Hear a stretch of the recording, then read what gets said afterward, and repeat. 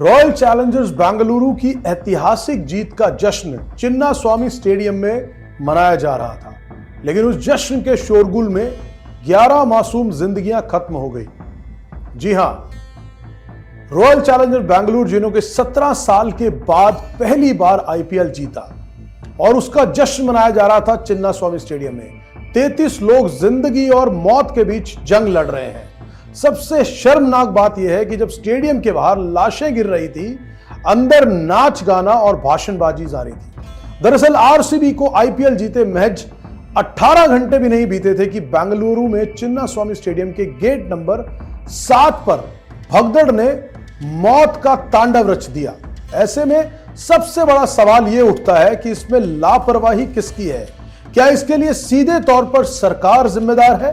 क्योंकि कर्नाटक की कांग्रेस सरकार ने इस आयोजन को कन्नड़ अस्मिता से जोड़ दिया। उप मुख्यमंत्री डीके शिव कुमार के नेतृत्व में पूरी सरकार इस इवेंट का हिस्सा बनी। खिलाड़ियों का एयरपोर्ट पर स्वागत, विधानसभा में मुलाकात, मीडिया कवरेज और सेल्फी कैमरे, सब कुछ प्लान था। लेकिन उसी प्लान में आम लोगों की सुरक्षा की जिम्मेदारी नहीं थी, और अगर थी तो किसकी थी? सबसे शर्मनाक तो यह लगा जब स्टेडियम के बाहर अफरा तफरी में लोग चीख रहे थे, घायल लोग करा रहे थे और लाशें बिछी हुई थी, तब अंदर बड़े बड़े खिलाड़ी भाषण दे रहे थे और सरकार के बड़े मंत्री तालियां बजा रहे थे।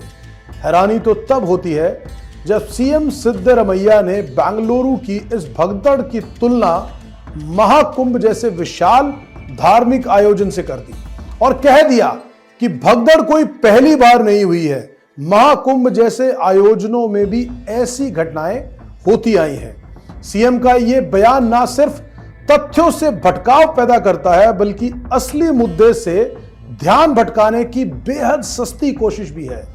सूत्रों की माने तो बेंगलुरु पुलिस ने भीड़ और सुरक्षा चिंताओं के कारण इस आयोजन को टालने की सलाह भी दी थी, मगर उप मुख्यमंत्री और सरकार ने इवेंट को आगे बढ़ाने का दबाव लगातार बनाए रखा। यह साबित करता है कि सरकार ने राजनीतिक शोशेबाजी को जनता की जान से ऊपर रखा।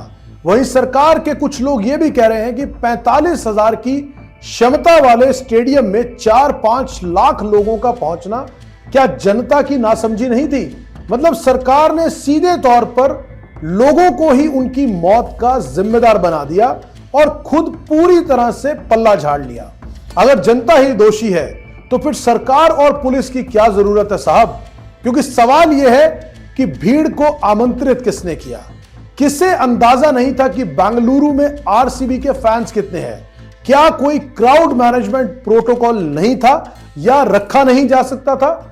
क्यों आपातकालीन सेवाओं की कोई व्यवस्था नहीं थी? वहीं अब बीजेपी भी कर्नाटक सरकार पर हमलावर होकर सवालिया निशान उठा रही है। बीजेपी नेता संबित पात्रा ने मुख्यमंत्री और उप मुख्यमंत्री पर आरोप लगाते हुए पूछा कि जब किसी फिल्म की स्क्रीनिंग में भगदड़ पर आयोजकों को गिरफ्तार किया गया तो इस सरकारी आयोजन में मौतें होने पर कोई जिम्मेदार क्यों नहीं ठहराया गया? प्रधानमंत्री नरेंद्र मोदी और राष्ट्रपति द्रौपदी मुर्मू ने इस घटना को हृदय विदारक बताया और शोक व्यक्त किया, मगर सवाल यह है कि क्या शोक संदेशों से उन 11 परिवारों को न्याय मिलेगा जिनके घर का चिराग बुझ गया, जिनके इस परिवार के सदस्य अब दोबारा कभी घर लौटकर नहीं आएंगे? हालांकि अब कर्नाटक हाई कोर्ट ने मामले पर स्वतः संज्ञान लेते हुए सरकार से 5 जून को दोपहर 2:30 बजे रिपोर्ट तलब की है। यह एक आशा की किरण है और हाईकोर्ट को चाहिए कि RCB, Karnataka state cricket association और सरकार की भूमिका की गहन जांच करे और विशेष तौर पर दोषियों को चिन्हित कर उन पर सख्त से सख्त कार्रवाई की जाए। आयोजन गाइडलाइंस में सुरक्षा को सर्वोच्च प्राथमिकता दी जाए। 11 लोगों की मौत और सरकार की लापरवाही से ऐसा लगता है कि आम लोगों की जान की शायद किसी भी परवाह नहीं है। इसीलिए अब लोगों को सचेत रहना होगा, क्योंकि अगर आप किसी ऐसे आयोजन पर जाते हैं जहां हजारों लाखों की भीड़ हो, तो आप सुनिश्चित कर लीजिए कि आपकी जान की जिम्मेवारी आपकी ही है। और कल को अगर भगदड़ होती है तो हो सकता है कि वहां के आयोजक, सरकार या जो भी प्रशासन है वो इस बात से पूरी तरह से पल्ला झाड़ ले।